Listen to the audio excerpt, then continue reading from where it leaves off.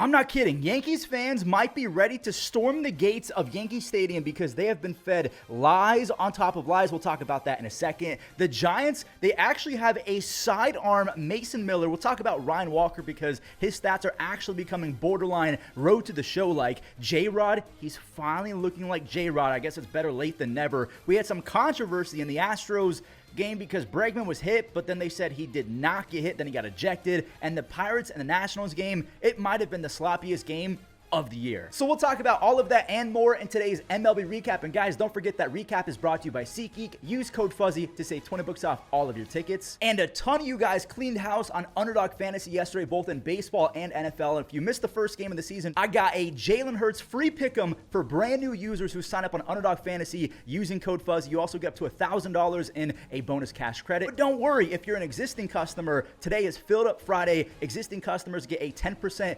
deposit match. Do not miss out. Use code Fuzzy on Underdog Fantasy. So we have official confirmation that the Yankees actually believe that Alex Verdugo is their best chance at winning a World Series. Not the Martian, not Jason Dominguez, Alex Verdugo, who leads Major League Baseball in lazy groundouts to second base. The dude dogs it going to first base every time I turn on a Yankees game. I would be so annoyed as a Yankees fan because they are literally being lied to. Verdugo, he's slower than ever, so his range has dipped as an outfielder. His exit velocities are not the same as they were. Like, what do you mean, Brian Cashman and Aaron Boone? If I'm a Yankees fan, this is how I feel right now hearing that.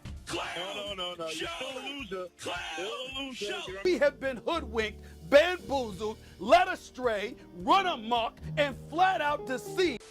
So let me know in the comments if you're a Yankee fan or even just a casual fan looking from afar. Do you believe that Brian Cashman is simply an egomaniac who refuses to admit that he made a bad trade and just will run Alex Verdugo into the ground because he made that move and because of that Jason has to suffer in AAA? What do you guys make of this mess? Now, usually I like to start off these recaps with some walk-offs, but today I want to start with the most clutch ninth inning home run that you can possibly have without it being an actual walk-off home run. Jurickson Profar and Xander Bogaerts, they started us off with some home runs. Profar's up to 22, and Xander, he's a different guy after June. I'm talking about this year and last year. Last year did the exact same thing. Since June 1st, Xander's hitting almost 330 with a near 370 on base percentage. Martin Perez, he's been fantastic. He came from the Pirates. He goes 6 1/3 scoreless. He's down to a 2.8 ERA with the Padres. Another newcomer helped out, Jason Adam. He finished off the 7th to escape a jam. Now we're going to skip to the 9th because Robert Suarez, he's pulling a Craig Kimbrell. He walked a few. The bases are loaded. Now he did get scary carry to whiff at a 101 fastball, but he's not out of it yet. Parker Meadows, he's been a lot better ever since he got demoted and recalled. And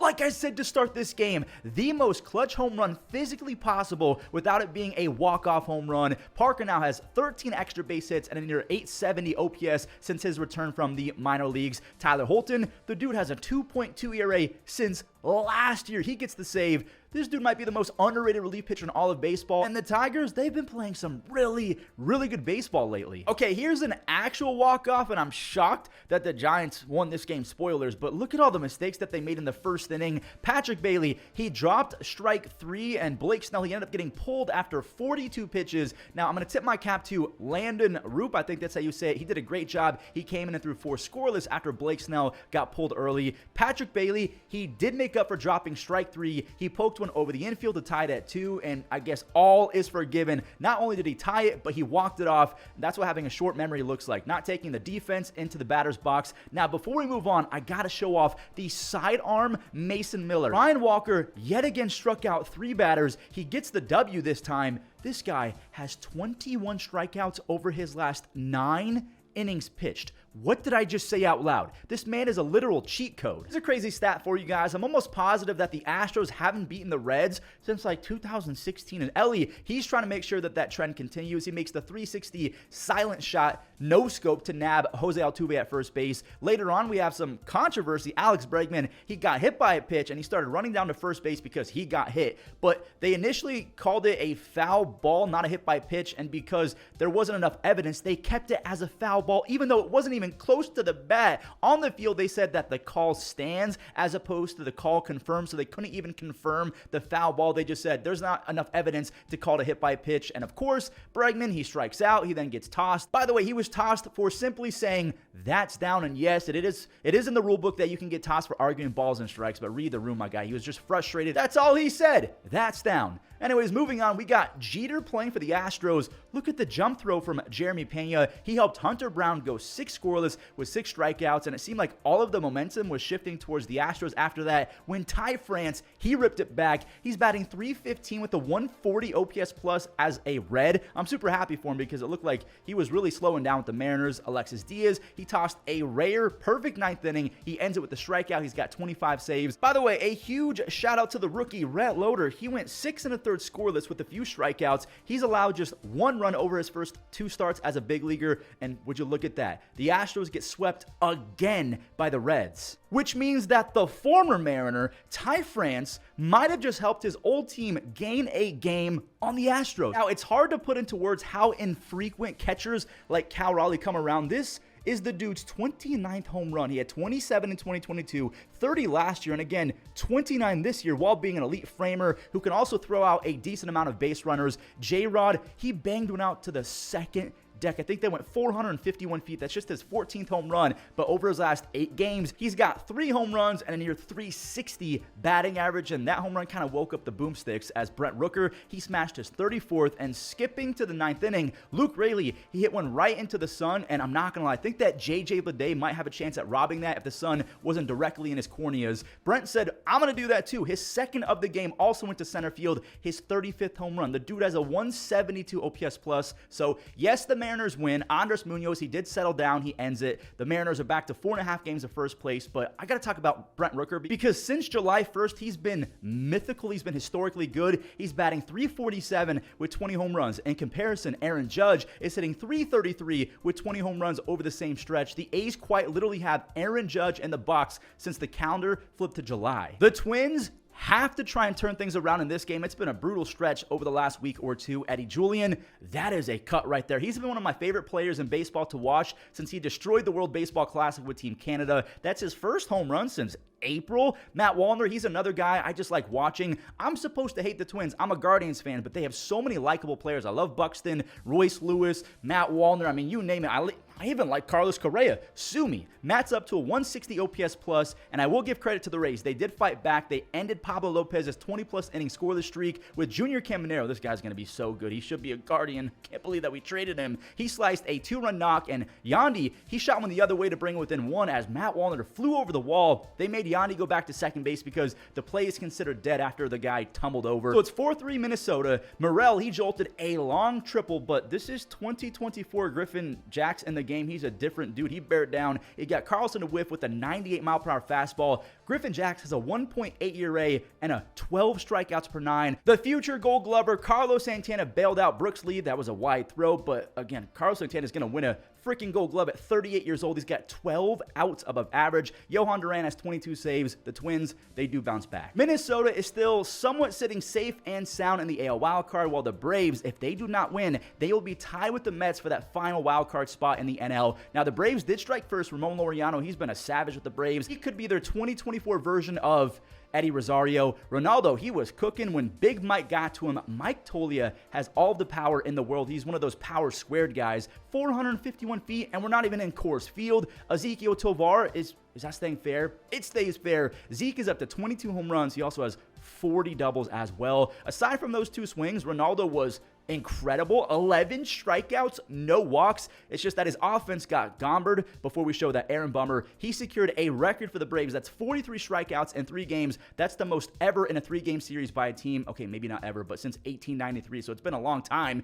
Again, though, Gomber, he was as efficient as it gets. He set down Brave after Brave, 6 strikeouts over 8 scoreless, no walks, just like Ronaldo Lopez. I wanted to give him a little bit of credit because I don't know when's the next time we're going to get a gem from Austin Gomber. Tyler Kinley, he has 9 saves despite a 6+ ERA. So yes, the Braves, with this loss, they are towing the line between being a playoff team and being knocked out. They're tied with the Mets for that 3rd and final wildcard spot. Back to the AL side of things, I don't think that Texas has a chance but they're now 8-2 over their last 10 with Scherzer and DeGrom almost back. Adolis, he won this game with one swing, so this is back-to-back 3 RBI games for El Bombi. Cody Bradford, he deserves so much praise. He's kind of been their pseudo-ace in the absence of DeGrom and Scherzer. He got Drury and some guy named LeBlanc to end the 4th inning, and he kept missing bats as the game moved on. He goes 6 innings, just 2 base hits. He's down to a 3.05 ERA. He's out after 6, and check out this double play later in the 7th inning. How slow is Matt Thaiss? Took like 4 business days for him to get to first base, and he's out. David Robertson, he made some history. He had a few strikeouts in the 8th, so he's now tied with K-Rod for 11th most strikeouts ever by a reliever. And I'll show this for Angels fans because Charles LeBlanc sounds like the dude from, what's that one? Knives Out. There we go. That is a dazzling play in foul territory, but yeah, the Angels lost this game because Kirby Yates has been insane. He strikes out the side. He's got 27 saves, a 1.34 ERA. I know that you guys lost Emmanuel Clase, but Kirby Yates has been otherworldly good this year. The Rangers are 8 games back with 21 games left. Can they do the impossible? I know a lot of you guys think that this is cringe, but here we go. My friend Bryson Stott, he got it going for the Phillies, and this is when Bryson is at his best, when he's going the other way, when he's not afraid to go inside out. Ranger Suarez, he has not been the best in the second half, but he looked like first half Ranger in this game. That's a nice play to nab Christian Pache. Then JT sprinted out from behind the dish. That makes it 5 scoreless for Ranger, and Bryson, my friend, round 2. Bryson's now hitting .325 with 5 extra base hits and 4 stolen bases over his last 12 games. Cody Clemens, he got 2 more on the board, and Brandon Marsh, he knew off the bat that ball was going to reach the wall, so he is flying. He scores all the way from first base. Miami, to their credit, they grabbed a few runs, but it's pointless to show because Matt Strahm, he got the save. The Phillies have won 5 games in a row. In my opinion, I mean, knock on wood, I think that they just wrapped up the division. Juan Yepes has been so dang good for the Nationals. 19 extra base hits, 22 RBIs, and a near 130 OPS plus in 47 games. Rookie Andres Chaparro, he's been swinging it too. He's got some flair to him as well with the flow and the necklaces. He's got 11 extra base hits and a 112 OPS plus his first 20 games, and he doesn't strike out a lot either, which is not easy for a rookie. Oh no, fellow rookie Dylan Cruz made his first big league blunder. That allowed a run to score because he just flat out dropped it. And then IKF and Brian Reynolds, they reset the score, and I mean, they really reset it. The inning should be over, but instead Nick Gonzalez, he shoots one the other way, so it's a 5-run inning, and the Nationals fully unplugged their brains in the 6th. It was walk after hit by pitch after walk, whatever. One scored on a cross-up wild pitch. Triolo and Nicky G, they both had RBI bases out of walks, and the Nationals, they even got one back on a bases out of hit by pitch. Just a sloppy game all the way around. The Nationals lose 9-4 as Chapman got the save, even though they were up 6 runs, but because he came with the bases loaded, the tying run was on the on-deck circle. That is, in fact, a save situation. There we go. Just like we do with every shorter recap, I obviously can't make more games. We do the guess the batter as well as guess the pitcher. I'm going to do guess the batter first. I have a couple different players in mind. I'm thinking Randy Arozarena, but I don't think it's Randy. I'm also thinking Ke'Bryan Hayes as well as Travis d'Arnaud. I think it's Ke'Bryan Hayes, but I think Ke'Bryan has a more taller leg kick. I think I might, you know what, I'm going to go Ke'Bryan Hayes. I don't know if that's it. It could be Travis d'Arnaud, so it's not going to be Ke'Bryan Hayes. They are in the NL, so if it's yellow, that means they're in the same league. It's just not the same division, so it's got to be d'Arnaud. I should have gone with Travis d'Arnaud first. We're going to go Travis, and I should have gone with my gut. I knew it was Travis. I'm not smart. I'm going to give myself the W on that one. No, I got it wrong. Who is this guy? Oh, that is completely easy. That is Andrew Chafin, Big Country. Give me that. So at least we got the pitcher on the first try, and it only took like half a second. That does it for today's recap, and I know I say this often, but really, I appreciate all of the support on this series dating back to the last 4 or 5 years. If you guys have been a part of this journey since the beginning, I just want to say you're a real one. Thank you so much for going the game of baseball with me. I hope that you guys have a great rest of your day. Like, subscribe, all that crazy stuff, and enjoy the web gems.